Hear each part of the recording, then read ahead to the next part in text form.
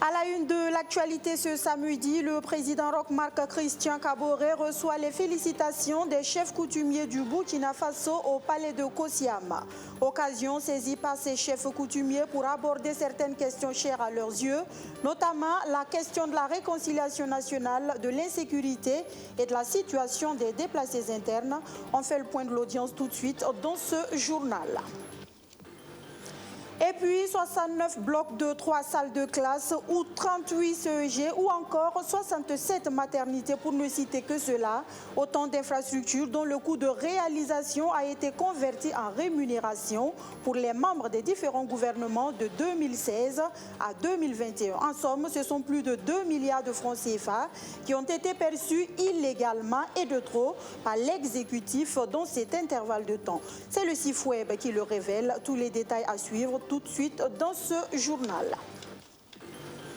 Et enfin, cet exemple concret de l'utilité de la formation professionnalisante, les faits se déroulent à la direction régionale des enseignements post-primaires et secondaires du centre où des élèves des lycées techniques du Burkina Faso baptisent la clôture de l'institution. Vous êtes bien au rendez-vous de l'information sur BF1. Soyez les bienvenus si vous nous rejoignez. Ce drame survenu à Bobo-Dioulasso pour ouvrir ce journal, un incendie s'est déclaré dans la soirée de ce vendredi au marché de Nieneta, dans l'arrondissement 3 de la ville. Selon les témoignages, le feu serait parti d'une petite station d'essence installée au beau milieu de plusieurs boutiques. Fort heureusement, aucune perte en vie humaine n'est à déplorer, même si on enregistre d'importants dégâts matériels. Le compte-rendu de Soto Justin Ndabiré.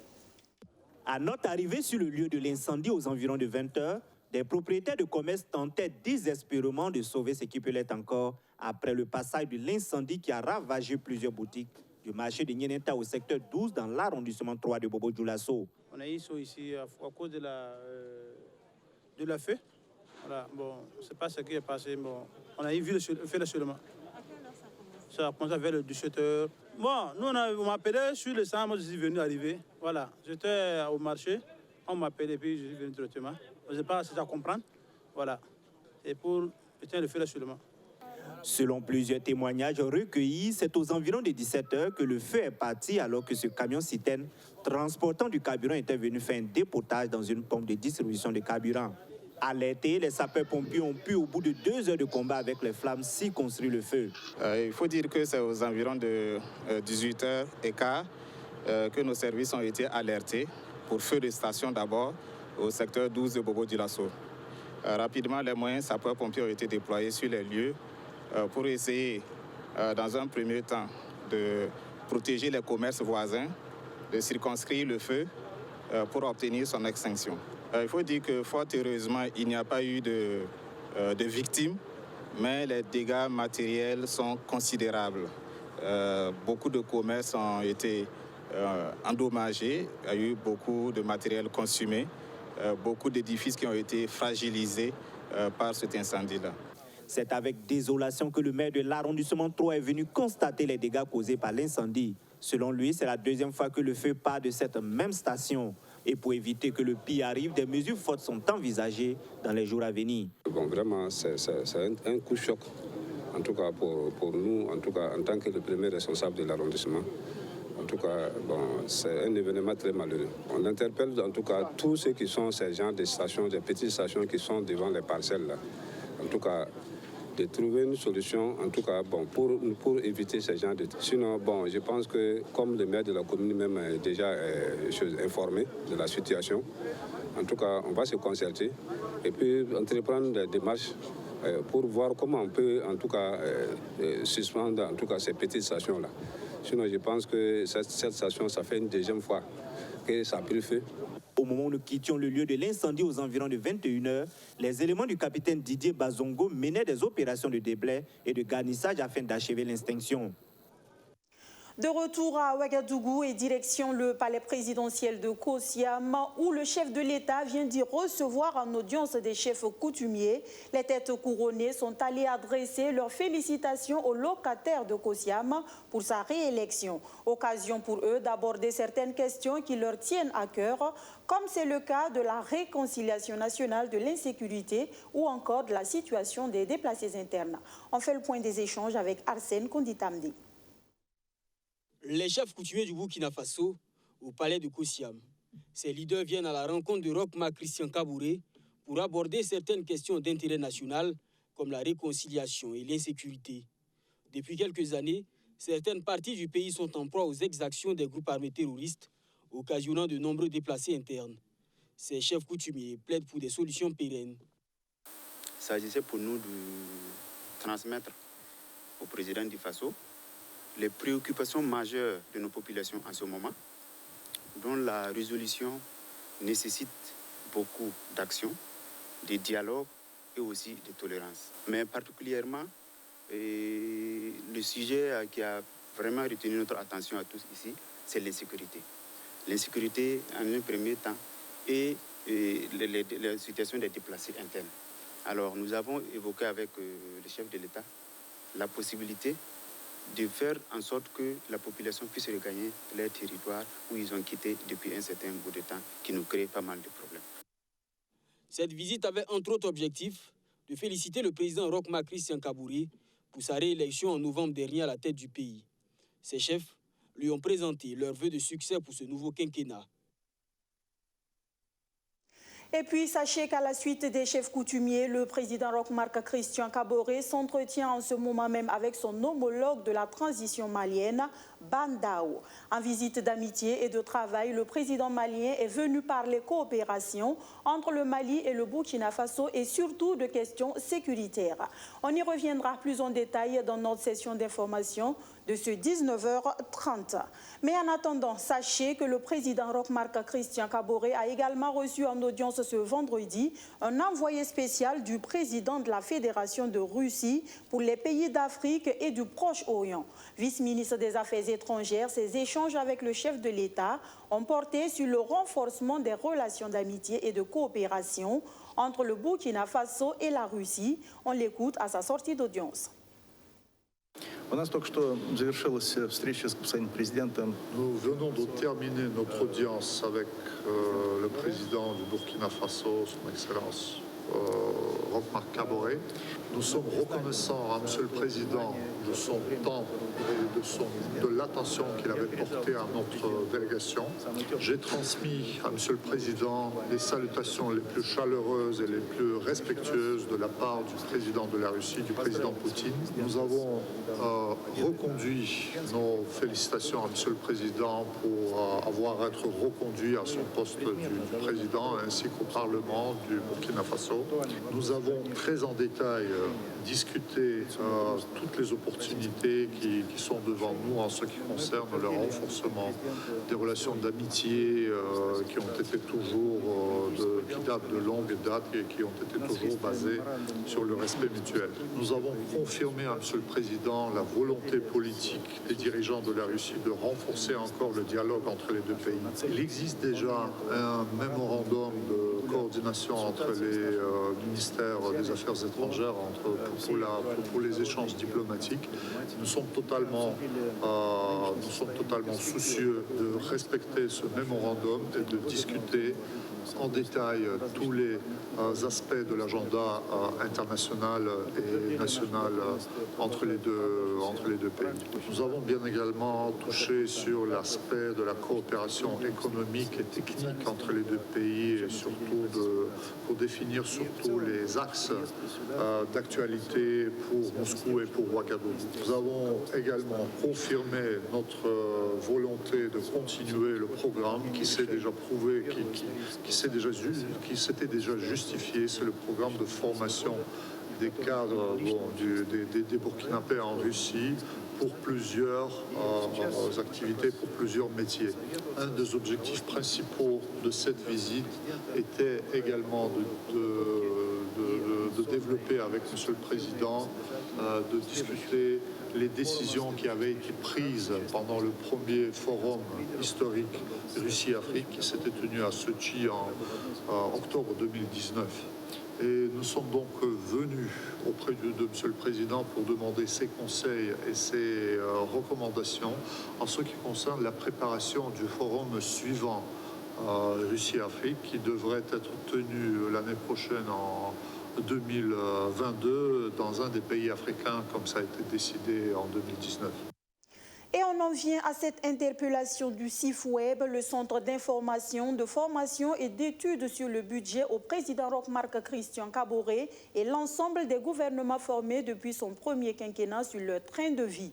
Pendant le premier quinquennat du président Kaboré, les gouvernements Thiéba 1, 2, 3 et Dabiré 1 ont perçu environ 2 milliards de francs CFA, plus qu'ils ne devaient, et ce, en violation du décret portant rémunération des membres du gouvernement. Une révélation qui indique plus d'un, puisque le manque à gagner est énorme et aurait pu servir à la réalisation de nombreuses infrastructures au profit des populations. Et c'est pas tout, le CIFWEB ajoute que si rien n'est fait, c'est plus de 36 millions de francs CFA de trop que le gouvernement Dabiré 2 va coûter par mois au budget de l'État. Les précisions de Arsène Konditamdi. De 2016 à 2020, les membres des différents gouvernements burkinabés ont perçu des rémunérations qui vont bien au-delà de ce que prévoient les textes, selon le CIFWEB, le Centre d'information, de formation et d'études sur le budget. En moyenne, le salaire de chaque ministre a été majoré d'un peu plus d'1 million de francs CFA par mois. Sur la même période, les 4 gouvernements qui se sont succédés ont perçu globalement plus de 4 milliards 300 millions de francs CFA, soit un trop perçu de salaire qui s'élève à un peu plus de 2 milliards de francs CFA. Le trop perçu de salaire du gouvernement Thiéba 1 a été de 397 625 685 francs CFA. Pour Thiéba 2 et Thiéba 3, ce trop perçu a été identique et est de 423 278 655 francs CFA. Donc pour chacun de ces 2 gouvernements. Il en a été de même pour le gouvernement Dabiré 1, soit un trop perçu total de 846 557 910 francs CFA pour les 2 ans de gestion. Le non-respect du décret a entraîné une majoration de la masse salariale de 418 millions de francs CFA par an. Incompréhensible pour le CIFWEB, qui se demande comment le gouvernement peut-il se permettre de tels écarts, tout en demandant aux travailleurs de faire plus d'efforts. Les multiples crises sociales qui ont handicapé par moments le service public et engendré des pertes en ressources publiques sont aussi la résultante d'un déficit de confiance entre les gouvernants et les agents publics. En effet, il y a dissonance manifeste entre la flûte que le gouvernement joue dans son discours pour une réduction du train de vie de l'État et les pas de danse observés dans les actes de gestion au quotidien. Si le décret portant rémunération des membres du gouvernement avait été respecté, le surplus aurait pu servir à la réalisation de nombreuses infrastructures sociales. 69 blocs de 3 salles de classe ou 38 CG ou encore 67 maternités ou 272 dépôts MEG auraient pu être réalisés avec le cumul de trop perçus. Ces chiffres montrent donc l'ampleur du manque à gagner pour les citoyens en termes d'accès aux services sociaux de base. Le gouvernement Dabiré 2 pourrait percevoir plus de 36 millions de trop mensuellement, soit l'équivalent du coût d'une maternité ou d'une salle de 3 classes si les choses ne changent pas. Et puis, rappelez-vous, le lundi dernier, ils avaient manifesté leur mécontentement face à la situation financière très limite de leur entreprise. Les employés de la société de conditionnement d'eau SBFA craignaient par-dessus tout que cette crise n'aboutisse à un plan de licenciement. Eh bien, leur crainte semble se confirmer. Hier vendredi, la direction de la SBFA a annoncé qu'elle se sépare de 70 de ses employés, évoquant les conséquences de la crise sanitaire et économique mondiale. Justin Amonto, reportage. Nous sommes le 8 février dernier. Les employés de la société burkinabé de filière alimentaire SBFA sont en mouvement. Ils dénoncent des problèmes de gestion qui menacent la survie de la société.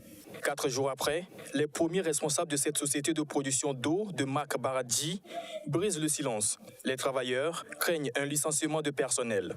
Malheureusement, la menace devient une réalité. 70 travailleurs seront laissés sur le carreau dans le cadre d'une politique de restructuration. Les licenciements ne sont pas inhérents à une quelconque faute du travailleur. C'est pour dire qu'il faut forcément qu'il y ait un motif économique qui doit être vérifié et vérifiable, qui permet donc à l'entreprise de faire cette restructuration. Donc, dans le cas de figure où nous sommes, il s'agit nullement de quelque chose qui est reproché de particulier à un individu. Non, il s'agit plutôt d'un motif économique qui amène l'entreprise à restructurer. Donc, dans ce cas de figure-là, si par exemple il se trouve que votre poste est concerné, à ce moment-là, vous serez licencié.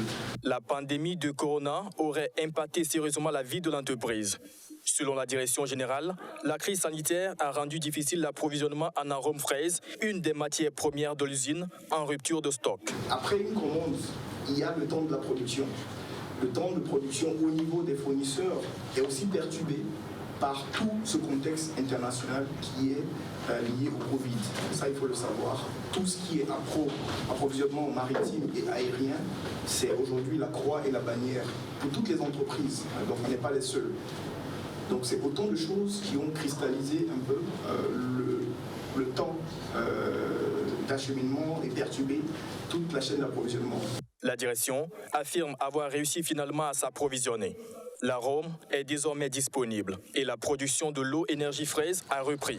La direction promet de tout mettre en œuvre pour venir à bout de cette crise que traverse la SPFA afin d'instaurer un climat de confiance entre la direction et les partenaires sociaux. Voyons maintenant cet exemple concret de bienfait des formations professionnalisantes. On pourrait même l'intituler « La formation professionnalisante au service de la nation ». Cela se passe à la direction régionale des enseignements post-primaires et secondaires du centre, où les élèves de 11 établissements techniques mettent leur savoir-faire au profit de l'érection de la clôture de cette direction. Vous allez le voir, l'initiative est séduisante. Les explications de Majid Bakouan. La direction régionale de l'enseignement post-primaire et secondaire du centre aura bientôt une clôture. Et ce, grâce aux élèves de 11 établissements techniques de la ville de Ouagadougou. Tous en génie civil, ces élèves apportent leur contribution technique et leur main d'œuvre à la clôture de cette infrastructure, devenue un dépotoir. Tracé topographique, fabrication de ferraillage ou encore installation de coffrage pour les bétons. Ici, on y retrouve tous les dispositifs formels d'un chantier. Aujourd'hui, on est venu faire le coffrage des poteaux et on va couler. Et aussi, on a fait ferraillage aussi. C'est vraiment un plaisir aussi de participer à la construction parce que l'ADN, c'est pour nous tous. Ces élèves seront évalués sur la base de ces réalisations. Des notes qui vont servir pour l'examen du BP, le brevet d'études professionnelles. La majeure partie, ils sont en classe d'examen. Ils vont faire le BEP, génie civil, cette année scolaire. Et ça veut dire que l'élève qui obtient son BEP en fin d'année, il peut déjà travailler sur un chantier avec les entreprises.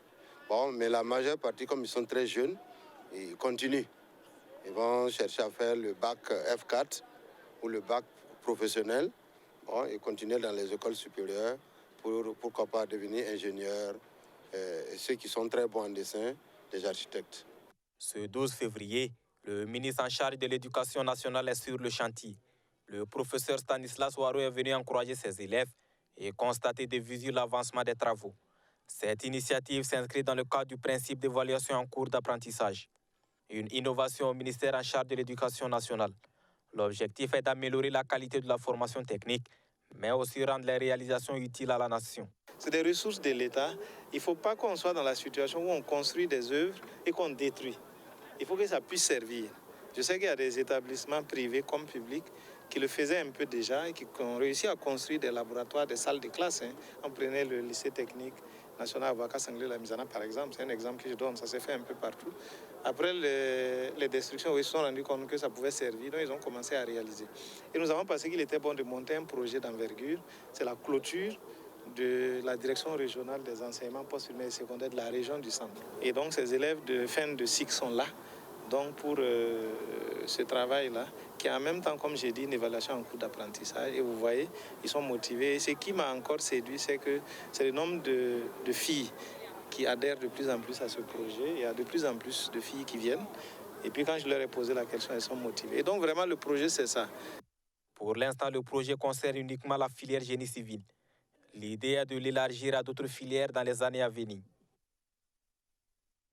En mode culture pour refermer cette édition et nous parlons de la résistance des artistes à la Covid-19. Ça se passe à Ségou au Mali où tous ensemble, ils ont décidé de dire non à un report de Ségou Art Festival sur le Niger édition 2021. L'on retiendra que c'est un festival qui a connu la participation d'une forte délégation d'artistes burkinabés qui ont même pu tirer leur épingle du jeu. Justin Amonto, reportage. Face à la Covid-19, les artistes africains opposent la résistance à Ségou, au Mali. Ségou Art Festival sur le Niger. L'édition 2021, ce sont des conférences, des ateliers et des expositions. Les autorités de la transition malienne saluent la résilience des artistes africains. La culture et le patrimoine restent les meilleurs antidotes à l'embrigadement et aux dérives idéologiques. Artistes, créateurs, hommes et femmes de culture, notre dette est grande envers vous. Nos rencontres, nos rêves, la douceur, la beauté, l'empathie de vos créations rendent le monde plus solidaire. Une édition spéciale dans un contexte de crise sanitaire. La partie musicale a été annulée en raison des restrictions liées à la maladie à coronavirus. On a décidé de résister par l'art et de trouver au plus profond de nous les ressources de résilience afin de pouvoir organiser cette édition innovante et créative de Ségou Art Festival sur le Niger sans les activités à caractère festif et populaire que nous allons organiser lorsque la situation sera plus favorable.